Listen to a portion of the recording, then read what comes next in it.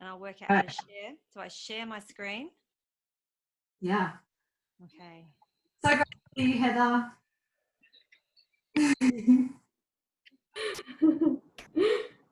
Hi.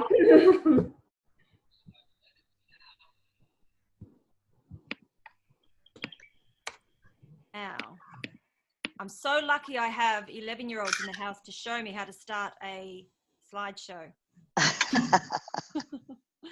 But I can't see my little If you go right down the bottom where it's plus and minus, or you can go slideshow. See, and there's like go left. Yeah, that one. There we go. Okay, can everybody see this? Yeah, can you talk a bit louder? Okay, now can you hear me now? Yes. Yep. That's much better.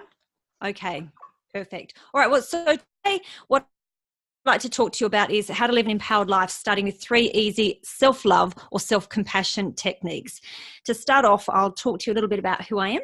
So I'm Sally Barker. I'm the founder of Double Happiness Multiplied. I'm a spiritual mentor, hypnotherapist, author, and podcaster, and I live in Perth, Western Australia. I help women who are lost in motherhood find their purpose so they can bring joy and happiness back to their lives. But first and foremost, I'm the proud mama of 11-year-old identical twin girls. Now, they've actually said, why did I say 11? Because in 2 days they'll be 12, but I'm just sticking with 11 for right now. Now, like most of us, I did spend many years honing my skills and building a career before having babies. So from sourcing, editing and presenting primetime radio news to holding the fort as the rural and resources reporter for ABC Radio in the northwest of WA. Then I stepped it up a notch and worked as a senior television reporter for Channel 7 Perth, 10 Eyewitness News and 9 News Perth. But my pregnancy was fraught with complications and my girls were born at 28 weeks gestation, so way too early, 3 months too early. So having preterm babies and the challenging years that followed is what has led me to where I am today. And I'm really honoured that I can use those experiences and my empathetic nature and skills to help other women who are lost in motherhood find their purpose beyond being a mum. Now, I believe that before you can really step into your power, you need to be able to feel that and deserve that you can live an amazing life. Now, today what I want to talk to you about is how to mind your language, how to clear your cluttered mind, and how to practice self-compassion. I've got some notes here and you should see they're nice and scribbled. So the first step that'll help you to move to a place of self-love is taking notice of how you speak to yourself. So minding your language. And what we're talking about here is negative self-talk. So negative self-talk can take many forms. It can sound quite grounded, like I'm not good at this, so I should attempt doing it for my own personal safety. I can never do anything right. I should have known better than to trust that person. Something's wrong with me to keep making the same mistakes. Now, I'm sure all of us have had these things go through our mind every day. So the musings of your negative self-talk or your inner critic, they might sound a bit like a critical parent or a friend from the past. So your negative self-talk is any inner dialogue that you have with yourself. And this limits your ability to believe in yourself and your own abilities to reach your potential. So it's any thought that diminishes you and your ability to make positive changes in your life or your confidence in your ability to do so. Now, the consequences of negative self-talk: heightened stress levels. You also have limited thinking. So you'll tell yourself that you can't do something, and the more you hear it, the more you will believe it. Perfectionism. Now, you really start to believe that great isn't as good as perfect and that perfection is actually attainable. Now, negative self-talk also contributes to feelings of depression, and some research has also shown that negative self-talk can lead to an exacerbation of those feelings of depression if it's left unchecked, and it can be quite damaging.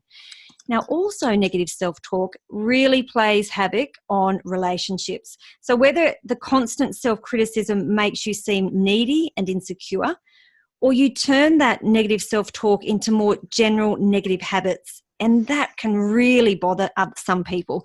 And even if it does start off as being quite playful, like a significant amount of negative self-talk can really take its toll. So what do you do about this? How can we minimize negative self-talk?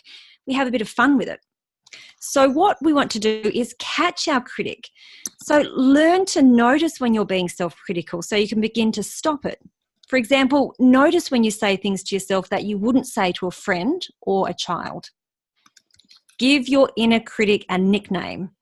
Now, I'm not sure if you all remember the show Saturday Night Live. There was a character called Debbie Downer. Now, she would always find a negative in any situation. And if your inner critic has Debbie Downer skills, start telling yourself, Debbie Downer is doing her thing again. So when you think of your inner critic as a force outside yourself, and if you give it a goofy nickname, it's not only more easy to realize that you don't have to agree, but it becomes less threatening. And it's more easy to see how ridiculous some of your critical thoughts can be. So I'm sure we can all come up with a name to call our inner critic. Now, here's another interesting thing you can do. Once you've named your inner critic, recognized and then named, cross-examine your inner critic. So cross-examine Debbie. So one of the damaging aspects of negative self-talk is that it goes unchallenged. So it's a running commentary that's going on in your head. Other people are not aware of what you're saying to yourself. So no one can tell you that what you're thinking is wrong or is damaging. So it's far better to catch your negative self-talk and ask yourself, how true is it? How true is what I'm saying? When you tell yourself you are stupid, you should have known better, how true is that really? Now, think like a friend. When our inner critic is at its worst, it can sound like your worst enemy. Often we'll say things to ourselves that we'd never say to a friend. So reverse this. When you catch yourself speaking negatively, make it a point to imagine yourself saying those same negative things to a friend, and I bet you would not do that. Also, shift your perspective. Now, think about yourself. What you're really upset about now, is it really going to matter in 5 or 10 years? Another way to shift your perspective is to imagine that you're looking at your problem from a great distance. And even if you think of the world, like if you think of the world like a big globe and look at yourself as a tiny speck on that globe, it can often minimize the negativity. Now say it out loud. When you catch yourself saying something negative, say it out loud and you will realize how silly it sounds. Now, stopping that thought. For some people, simply stopping a negative thought in its tracks can be helpful. And it's known, unsurprisingly, as the thought stopper or thought stopping.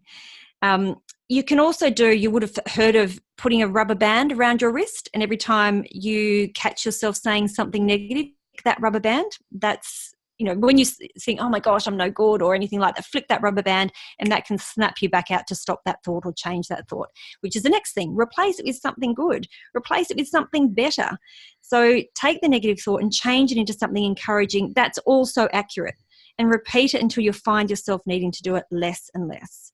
Now, daily affirmations, if you've got those on hand, they really help, like I am enough, I am lovable, I am worthy of joy and happiness.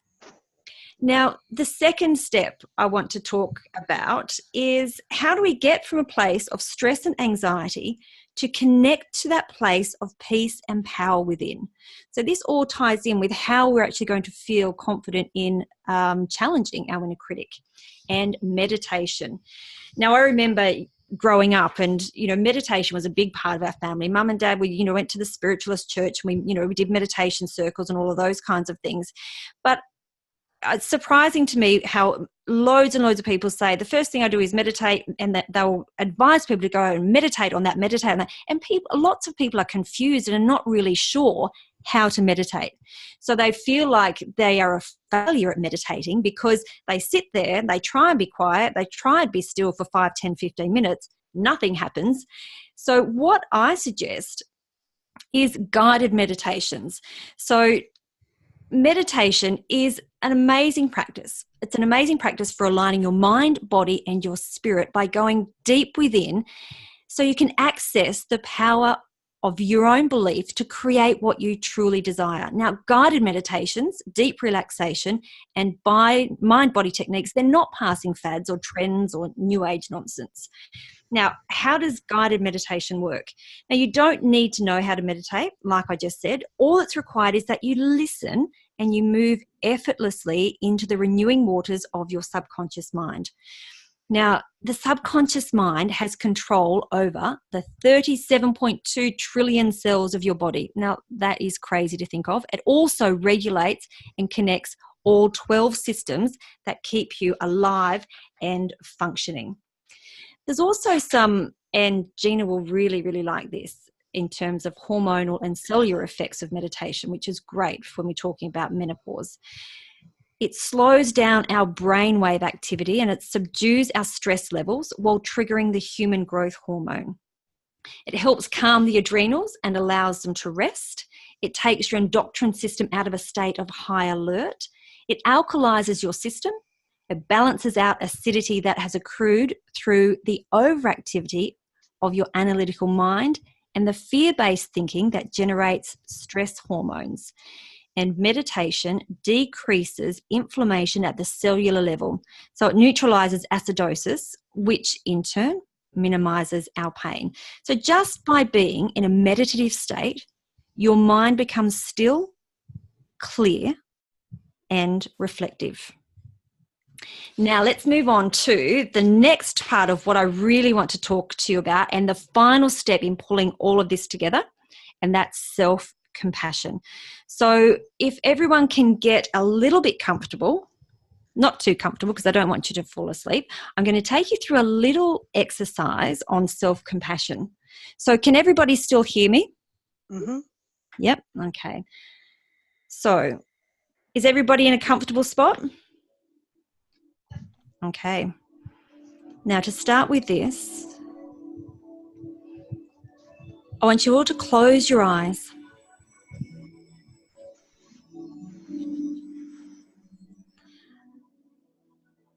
Allow the spine to lift and the shoulders to soften. Take a full breath in and a long, slow breath out.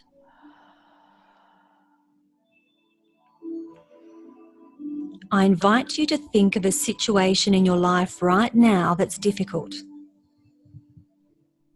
Maybe you're feeling a little stressed,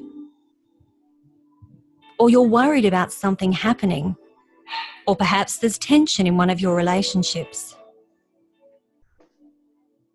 Now, this practice is only for a few minutes, so choose something that isn't too difficult. Bring this challenging situation to mind. What happened, or what do you think might happen? And now that you're holding this in your mind, I invite you to consider these things. First, simply acknowledge that this is a difficult situation. Find language that works for you to label what's happening right now. Maybe this is a really tough situation. You may feel a little afraid about it. Just bring mindful awareness to what's happening right now.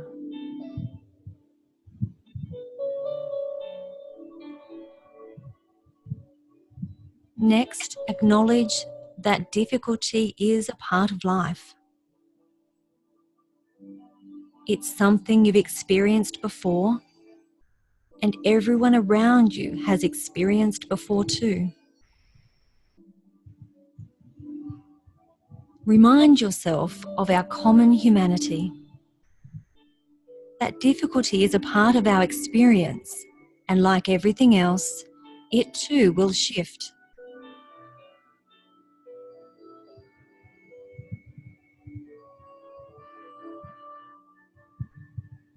Finally, I invite you to say to yourself in your mind,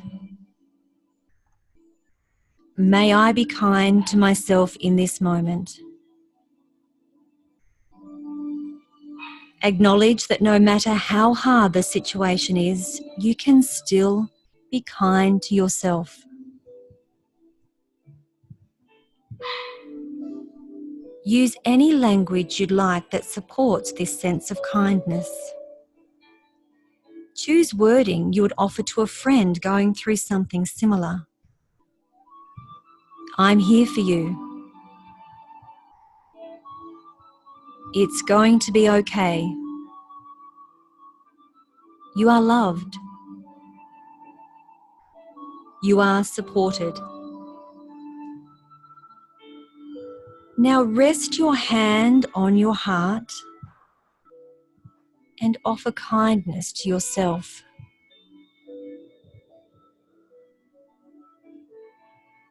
Take a moment to take in that kindness.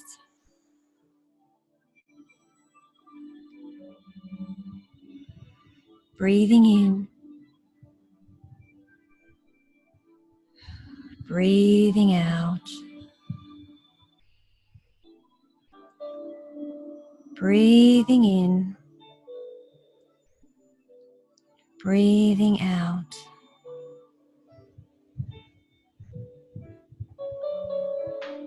And now, with that recognition of compassion for yourself, finish with a full, deep breath in and a long, slow breath out.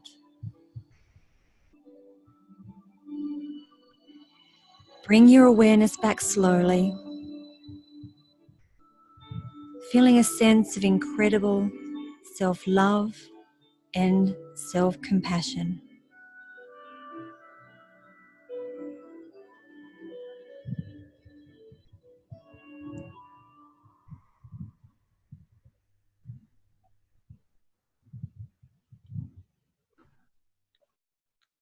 Okay, so I hope we all enjoyed that. Now, the benefits of self-compassion are incredible. So once you understand that self-compassion, and oftentimes we come up against things in life in terms of that we might see as failures and we might see as being a problem. And the one thing with self-compassion is that we see it from a different perspective. If we turn our problem, if we can actually take a stepping stone, if we can turn that problem, we can transform that into a challenge. So it's no longer a problem, it's now a challenge. And then if we can turn that challenge into an opportunity, so we're no longer looking at a problem, we're now looking at an opportunity.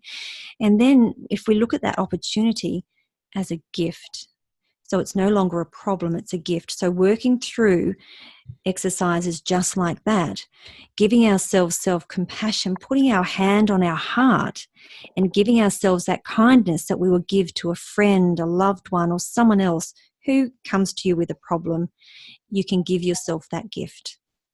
Now, that's the end of my presentation for today.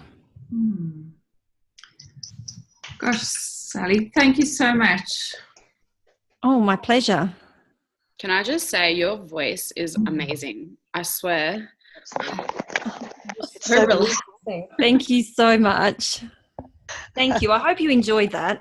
Did, Sally. Beautiful. And I can see why you're in radio and as a reporter, etc. I can see brought those skills to that presentation and obviously other presentations that you do. Oh, good. And I felt like at the moment, a lot of us, we're coming to the end of the year and we're looking at our goals we've set and we haven't met some of them. We're getting a little bit down on ourselves and really hard on ourselves. And if we can practice a little bit of self-compassion, then we'll be able to launch into the next year feeling so much better. And having, just going through that, you've now got these tools where you can use them again for yourself. Yes. Thank you. Yeah. Pleasure. Thank you, Sally.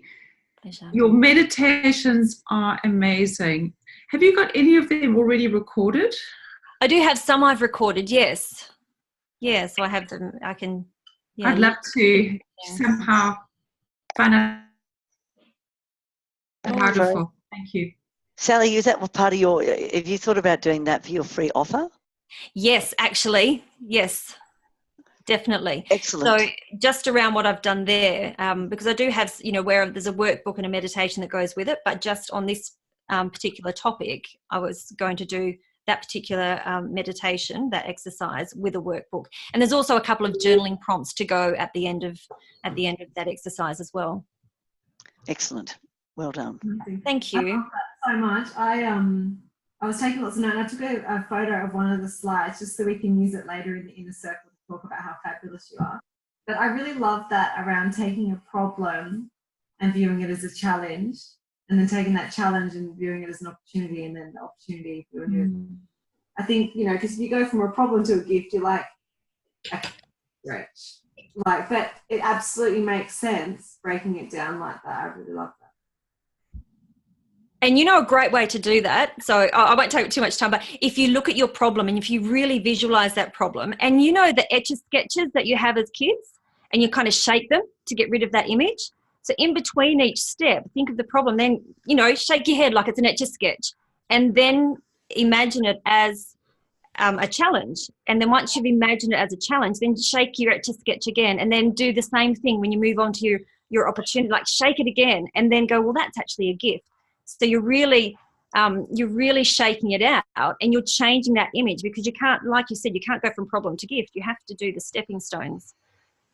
Cass, I reckon that'll help you out. Shake it out. Shake it out. I know. She said, my kids laugh when they see me doing it. They go, oh my gosh, she's Etch-a-Sketching her head again. Well, you've certainly got the passion. You're just beaming at the moment, just talking about what it is that you do. So Thank you. definitely reassured yourself, I think. Yes, I think so. And we've got 10 minutes left. So if you agree with me, I thought we can go back to our The real pitch. real pitch, and we'll leave the real gratitude out. And we've just got a couple of things at the end, which we'll just keep in the agenda if you want to refer to them. There's no need to go back through all of that. But let's just rather focus on the real pitch with all of us. Did I break up at all? You're all right. Yeah. Okay. So, who would like to go first? Sarah. Hi, I'm Sarah Leal, and I'm a distributor for Jeunesse Global and an ambassador for Zen Project 8. Through my business, I help people lose weight and win with their health through eating PFC every 3 hours. And by doing that, they're stabilising their blood sugar levels and being able to enjoy the foods that they want without putting on the weight and having to yo-yo diet. So I guess the people that I'm looking for and trying to help are people that have done the yo-yo dieting before and haven't found it working for them, and are looking for something that will work not just for the short term but for the long term. Awesome. Cass, familiar with the real pitch at all? Okay, do you want to go next? Sure. Okay, all right, how am I going to do this? All right. How would you like to be able to touch the heart of your consumer or your potential client without having to worry about talking to them directly? How would you like to have people talking on behalf of you so that they just automatically know that you are the right person for them? My name is Cass, and I own the company Millennium Communications, and we are a PR and social media marketing agency where we believe that traditional methods in marketing only get so far, and we like to break the rules and create soulful campaigns to help you connect with your consumer. So that's me. Wow, that was awesome. Yeah, it's pretty good. That was really amazing. PR, I need to know my pitch. You've switched it up completely. That really was amazing. It made me feel quite flat in my approach. I'm going to think of mine while someone else goes. Erin, do you want to go for it? Which one? Jeffrey. Wow. Erin Jeffries. Oh, or Wallace, either way. I don't know if I can follow that. My bad. That's great. Oh, well, my name is Erin Jeffrey, and I own a business called Designing Simple, and it is a website design and hosting business primarily building sites for doTERRA wellness advocates and other entrepreneurial women. My focus at the moment is doTERRA, but I also do build websites and provide hosting services for other small businesses as well. And I just want to help other women in particular get their businesses online so they can grow their businesses. Thank you. Thanks, Erin. Kate. Sure. So hi, I'm Kate, and my business is Astute Consulting Services, and I offer coaching, consulting, and training. So I believe that people can achieve great things when they feel safe, secure, and supported. They know they're free to express themselves authentically. They can explore their potential fully. So I help people achieve excellence in their lives by helping them to create personal, emotional, relational, and psychological safety. Great, thanks. Gina. All right. There are 3 things in life that you can't avoid: death, taxes, and menopause. I'm Gina Mitchell, and what I do is I actually help women live their best life ever, women over 40 in particular that are going through all the changes, and to be the best version of themselves, basically. And often we'll find that when we go through the change, of course, what we wanted when we were younger is not what we want for our future. It's very, very different, and that can be very, very challenging and confronting for a lot of women who have only ever done what they've done in the past, and it's really hard to look towards the future. So what I do is I help them via a coaching system to actually find what's, for their present and their future, and to flip what they thought they were supposed to be doing to what they really want to be doing and being. Awesome. Erin. Hi. So I'm Erin Wallace. I own my own business with Arbonne, which is a natural health and wellness business. My passion really lies in helping people live their most healthy life inside and out. We are huge on allowing people to actually live their best life through getting time freedom and money freedom through this business. And I'm really passionate about sharing that with people. I've seen amazing things happen for people in my family and people are in my circle. And it makes me really excited to see where my business is going to take me. But I've also seen incredible results using the products myself, and I'm very passionate about that. In particular, the fact that they are vegan, they're natural products, they're really safe for you, and they're safe for, from babies to 80s. But that's me in a nutshell. Awesome. Sally, we've heard from you. Soph, do you want to add anything? We know what you do, but do you want to? Sorry.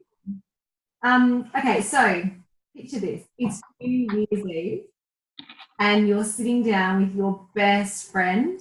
I say friends instead of hubby because I don't hang out with my friends. And you've got a bottle of your favourite bubbles. Mine would be Verve or something like that. And you are cheersing about you've had just the most amazing year. And you've learned so much and you've grown so much and you feel so connected and so supported. And you're like, had a great year. And then your friend says to you, so what are you going to do next year? And you're like, oh, fuck, I forgot to do that planning. So that's why you need to be part of Planning Like a Boss. We're going to help you step out exactly where you're going, what your future is. We're going to break it down into the next 12 months so you know your top 5 big goals, what your first 90 day looks like, and what day 1 looks like. It is $27. Each day you get a drop of a video with a workbook. Did I just freeze?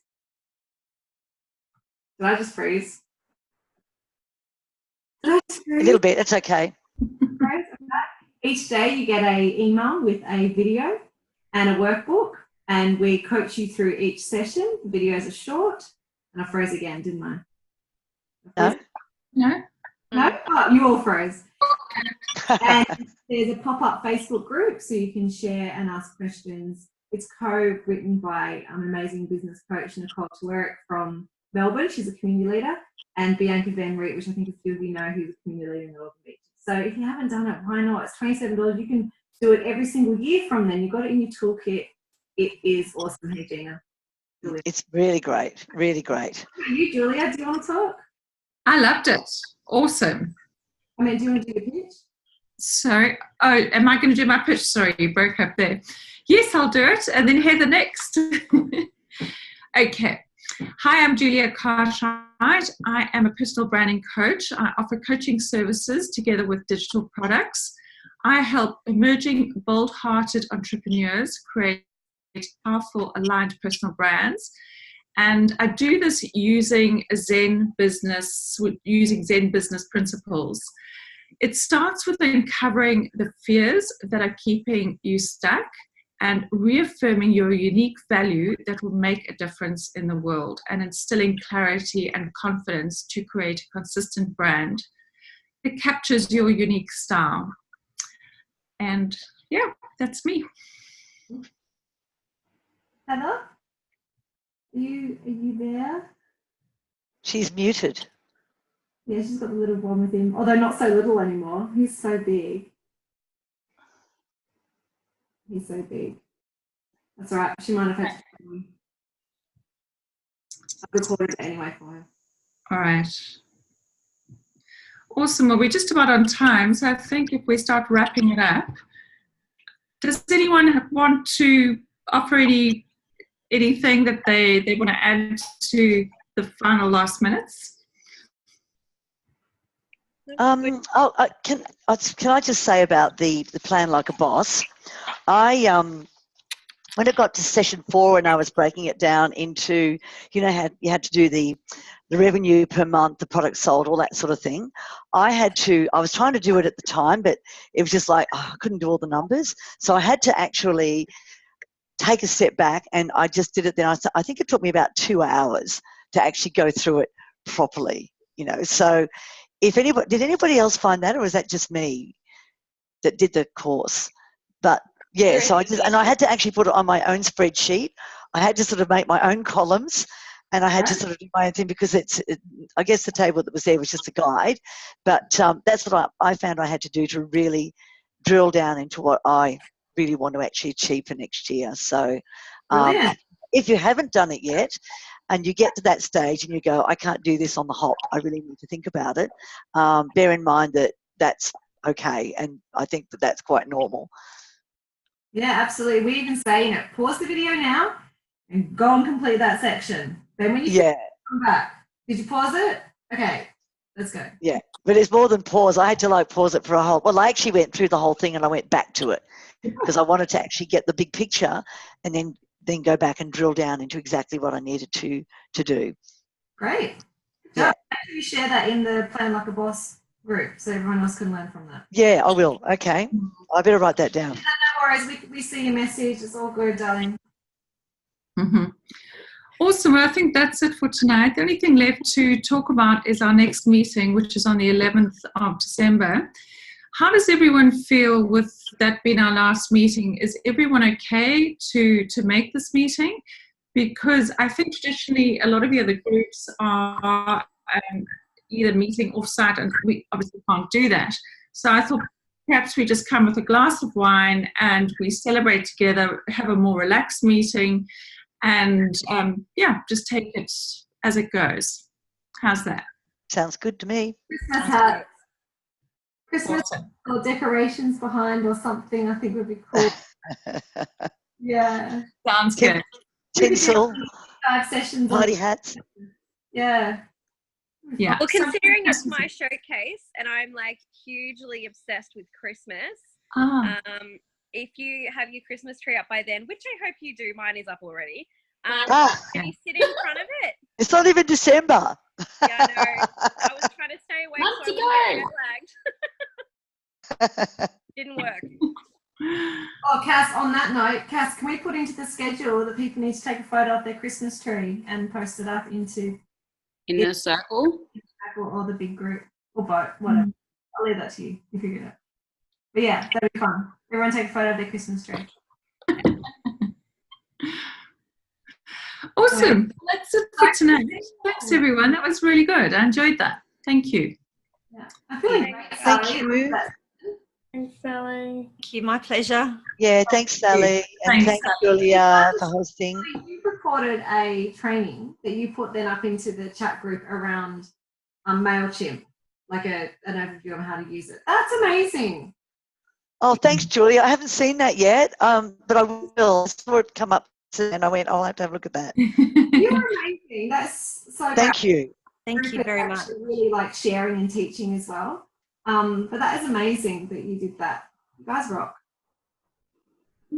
Look, thanks, Sophie. It's a pleasure. It is a really basic overview, so hopefully it'll generate some questions and we can take it from there. Great. Thank you. That's great. Thank you. Okay, everyone. Cheers. Bye. Bye, everybody. Take care. Have fun. Bye.